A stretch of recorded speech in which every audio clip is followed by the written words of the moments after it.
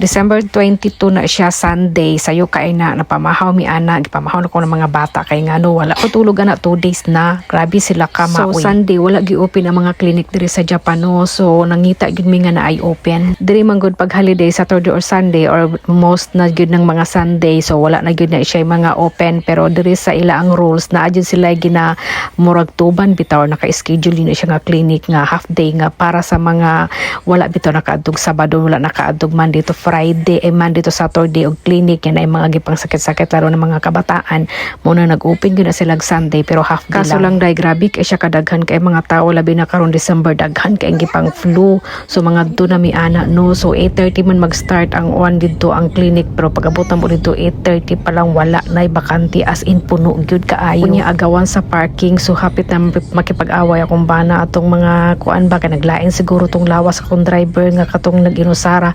Ako na lang giingnan nga akong bana nga ayaw na lang na siya pagpatuloy kay wata kasabot wata kabalo ba kung sa mahitaboy natin mga dalang bata. So sa ato jung kuan natong kinabuhi ana ya siya nag-inusara unya kuno lubaon kanya ana di ba delikado. Ayun, hindi man kami nakapasok doon sa clinic Sunday, so para maibsan naman yung mga pakiramdam ng mga bata masakit ang lalamunan, dumaan kami dito sa McDonald's, bumili kami ng shake dahil yun ang request nila.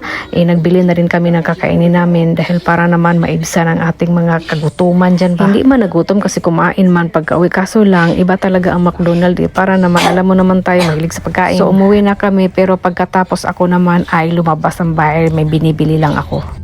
So kahit pa tayo ay nagmumukhang unggoy day, kung wala lang mask day tapos walang jacket day, ay naku, nagmukha ka talagang iwan day. Ikaw pa naman ng tulog 2 araw day. Hagardos versuso talaga day.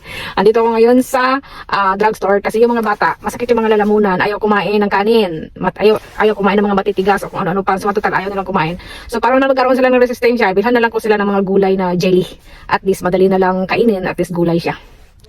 Bago tayo pumasok doon sa mga nakaka-stress na mga bilhan bitaw natin kung ano mga kakailangan yun dan, ay magpunta muna tayo doon sa sa mga gusto nating mga gamit ba, katulad ng pampaganda, mga damit para man maibsan yung pakiramdam natin. So dito ako nagtingin-tingin, nagsisil sila, katabi lang din ito ng drugstore na bibilhan ko ng mga pagkain ng anak ko, yung mga ready to eat na dahil wala silang ganang kumain, yung mga jelly lang bibilhin ko po dito. Dumaan muna ako, so kung may makita akong maganda or kaya sa bulsa or kahit hindi kaya, kayanin, kayabangan, charot. Ito daw para sa buhok, super damage na buhok ba, naisip ko, bilhin ko sana, naisip ko bakit 50% siya, baka naman hindi siya mabili, baka hindi totoo, binitawan ko na lang siya. Nag-ikot-ikot ako dyan sa mga damit, maraming nag-sale, pero hindi na ako nagtagal dyan, alam mo kung bakit. Ang isip ko doon sa bahay, kasi yung mga bata, halos hindi na nagsasalita, panay na lang higa, tapos mainit sila masyado, tapos naburyong pa yung utak mo, dahil nga wala nga open ang clinic, di ba? Mag-o-open yung pang-emergency na mga clinic dito, nag-iisa lang sa lugar namin, yung pang sa baga, Yakan QQ ang tawag, Yakan QQ. So pwede na kayong pumunta doon pag 8 na.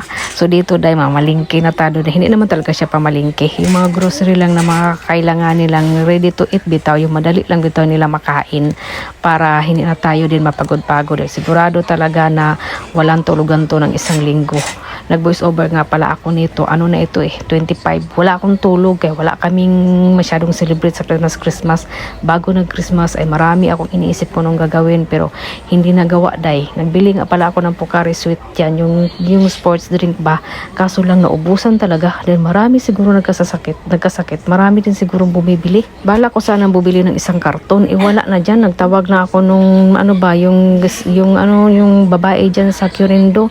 Sabi niya wala na daw, mamaya-maya pa daw hapon. Makita nyo dyan, nagbilang-bilang ako dahil baka ma-short tayo, delikado, short na nga tayo sa height, ma-short pa tayo dito sa pagbayad, wala na, saklap talaga. Dito dahil hindi talaga uso yung mga bagman yan, nagbigay-bigay ka ng mga tip-tip, wala yan, ikaw talaga magkarga niyan, ikaw din ang maglagay dyan sa plastic dahil. So bago ko yung igay sa plastic, i-check ko talaga yung resibo dahil yung mga hapon na yan, hindi din perfecto yan, marami din beses yan, nagkakamali yan, kaya minsan mali yung minsan may na double punch bitaw nila sa ilang yung Yung anak ko panay ubo.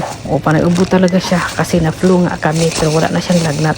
O balik na tayo dyan sa ano yan, sa drugstore. So ikaw ang mag-bag dyan, ikaw mag-ano lahat. So dali-dali ka talaga dahil may mga ano ka, alaga, gusto mo nang umuwi. Nag-grocery para ako dyan dahil ang dami-daming tao. Tapos lahat ng tao puro nakamas. Wala kang nakikitang, walang mask. Kung meron siguro isang tao lang, 2 tao at saka yung mga baby. So uwi na tayo kasi yan na ano na yan, yung parang maghapon na bitaw. Ayoko kasi mag-drive ng madilim na. Dito kasi alas 5 na, ay madilim na.